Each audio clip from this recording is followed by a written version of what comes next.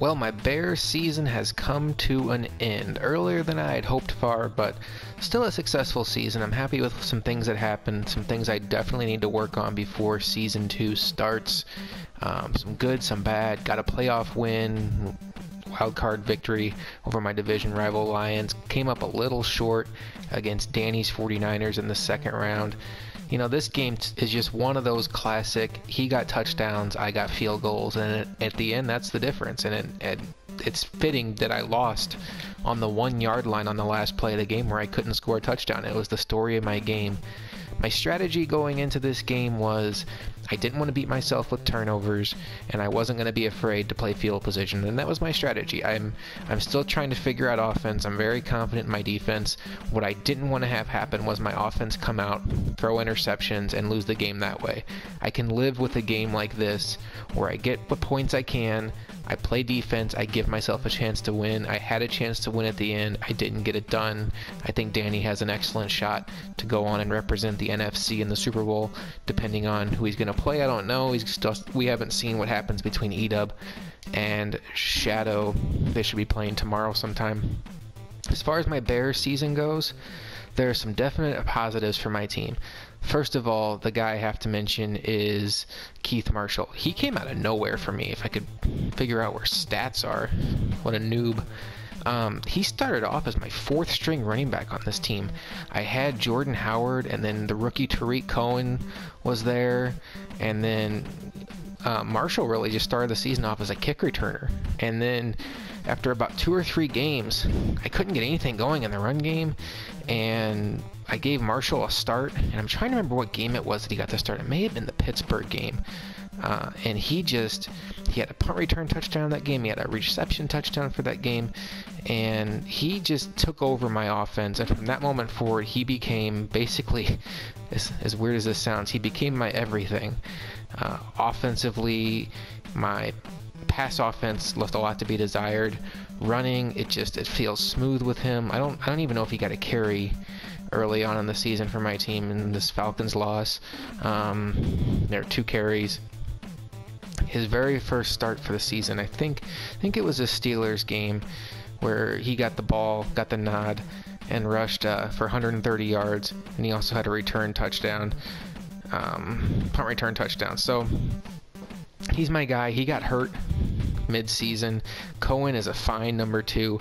One thing I learned in Madden 18 is you have to have solid depth, especially at running back if you're going to be a runner like me. So one thing I did this season is every time I got a chance to with Marshall, I upped his injury. If you'll see here, he's 94 speed. He's up to 92 carry, and I moved his injury up to 97. So I don't want to take any chances there. I managed to get Tariq Cohen as a solid number 2 for me going forward. He's got speed, agility, acceleration. Another guy I like that I picked up off the scrap heap is this Jarrell Presley. I think he aged 2 years this year, though. Started off 25 and then turned 26 on his other team, and now he's 27. So a little bit of reverse Benjamin Button going on here, but you know, he's a solid backup as long as he doesn't lose any of this speed. He's a solid third. This Farmer's another guy I got off the free agent scrap heap, so I'm going to carry at least 4 backs going forward. The way I play, going to be very run heavy. My plan going into season 2 is to continue to beef up my defense, and right now, before this game came out, I made 2 very bold moves to get DeAndre Hopkins and Tyreek Hill, and unfortunately my offensive pass game just never really became a factor this year. I traded for Drew Brees mid-season, and it didn't really help. I got some things going late, but nothing. It was definitely a run-first offense. I've since traded DeAndre Hopkins to Seattle for the services of Michael Bennett, who's going to be my save-a-bet, and he's a beast. He's got 90 strength, 90 power move, 96 block shed, so he's going to be a terror on my defensive line. I did get a replacement receiver, Devontae Parker. He's solid. You know, he's not DeAndre Hopkins, obviously, but he's got good speed, good catch. He's quick development. I think he'll be a fine number 2 next to Tyreek Hill. that's something I have to do next season. Find a way to make Tyreek Hill matter. He is just too special of an athlete to not be a part of my offense. 97 speed, he's got good carry, he's a great kick returner, but I've got to find more ways to get him involved. I think I'm going to try out the Wildcat. I'm going to try more wide receiver screens. I'm going to obviously lob passing. I also expect that even if Drew Brees doesn't retire, I think I'm going to turn the keys over to Mitch Trubisky. He had a year of XP development. I think it's time. It's time to let him go out there and see what he can do. Obviously, we're going to be run first anyway, so it's a good situation for him to be in. Contract-wise, I don't really have a ton of decisions to make here. Akeem Hicks is a guy that I got to find a way to re-sign. He couldn't agree to a contract when I had my chances to sign him during the season, but I'm not going to let him leave. If I have to, I'll franchise tag him. He's way too important in the middle. This guy here I got on free agency, I really like him. He's 92 strength, 83 block shed. He's not going to give me anything as far as pass rush goes. Look at that 45 finesse move. But if I know it's a rundown, he's in there next to Hicks. If it's a pass down, a lot of times what I'll do is I'll throw in Malik McDowell here, who's 85 strength, 85 block shed, but then he has some pass rush moves to go in there. I'll put him in there next to Hicks, and then Clowney, and who's my other guy? Not Houston, Willie Young. No, it is Houston. 85 strength, 82 power move. Now, obviously, one of these guys is going to take a seat next year when Michael Bennett comes to the team. I don't know how much defensive tackle Bennett's going to play. I just think with that 90, 90, and 96, as far as strength, block shed, and power move, I want him on the edge. And if you can run past him, good luck. So I'm thinking Malik McDowell might become a permanent fixture at defensive tackle. He's quick development. I expect him to be up in the 90 power move-ish, 90 block shed by the end of next season. And then Jadeveon Clowney became pretty glitchy this year.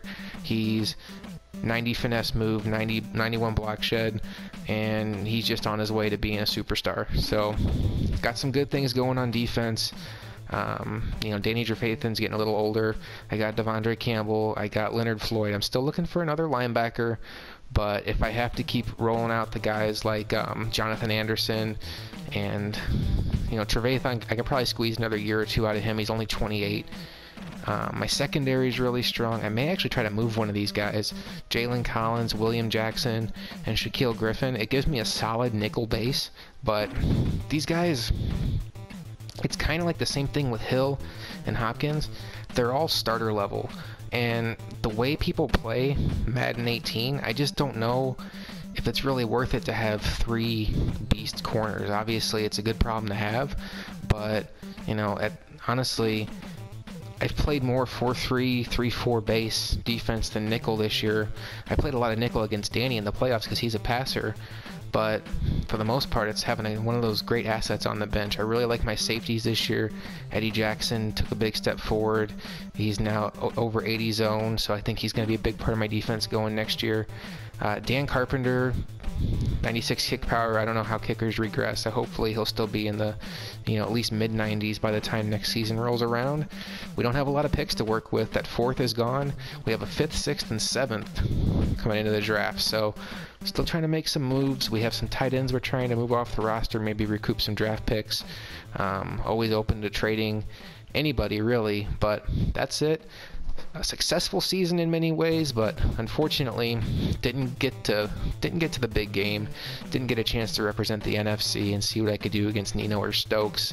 I think Danny has a great shot to win the NFC, like I said earlier, and I think he has a fighting chance against Nino or Stokes. So be interesting to see what happens in the Super Bowl. Now I turn my attention to the team building portion. Not going to have much to do in the draft besides watch everybody else pick, unless I can get some picks here with some trades, but I don't necessarily see that happening. Going to try to be smart with my free agent money. Going to see what happens with Drew Brees, see if he retires. That's about it. Hopefully next season we can make it a little deeper. Didn't win the division, but the division winner was KK the Destroyer's Lions, and we put it on him pretty good in round 1 of the playoffs, 28-0. That felt good.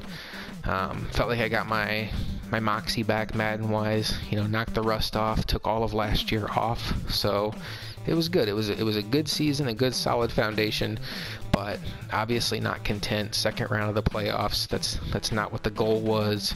The goal obviously is to hoist the trophy. That's not going to be the Bears this year. So we turn the page to season 2. We see what happens. Wish the rest of the teams in the tournament luck, and hopefully next season this recap video comes out a little bit later in the year. So we'll see you guys next time, and we'll see you in season 2.